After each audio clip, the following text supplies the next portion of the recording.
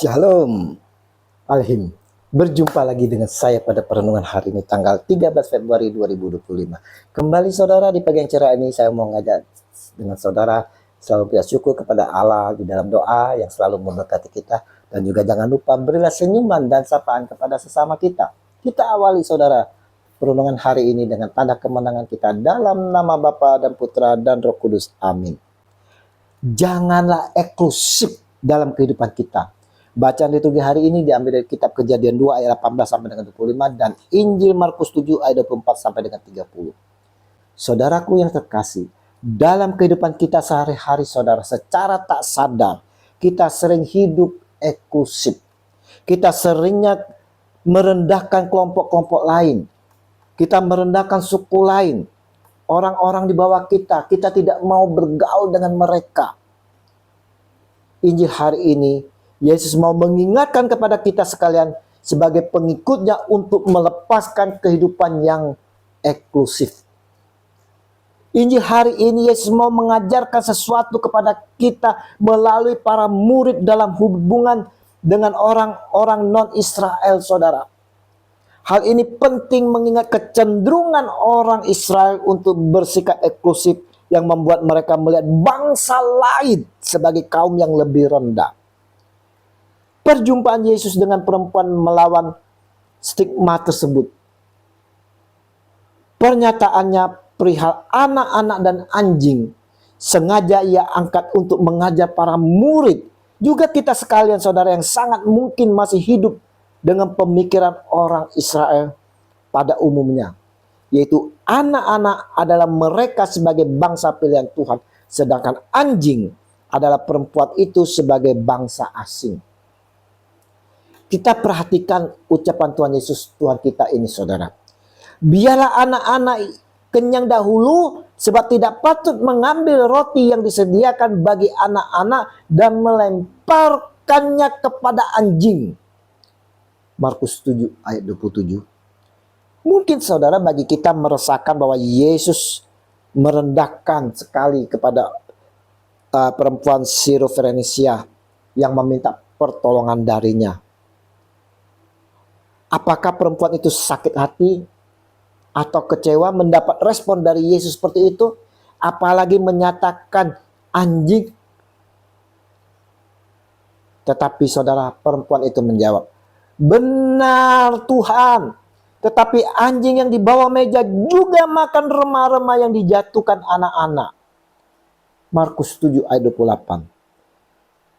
Penuh kerendahan hati perempuan ini menyampaikan siapa dirinya saudara. Dia menyadari kalau dirinya ini adalah pendosa. Dalam kesadarannya saudara, sekalipun dia seorang pendosa, dia mau datang kepada Tuhan dalam kerendahan hati. Melihat hati yang tulus murni dari perempuan ini, tergeraklah oleh belas kasih Tuhan kita Yesus Kristus. Maka saudara, kata Yesus kepada perempuan itu, karena kata-katamu itu, pergilah sekarang, sebab setan itu sudah keluar dari anakmu. Haleluya, puji Tuhan. Markus 7 ayat 29.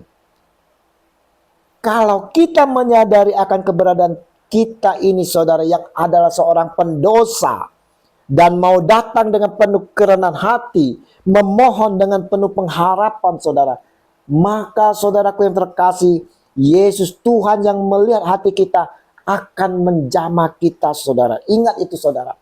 Yesus melihat ketulusan hati kita saudara. Itu ingat saudara.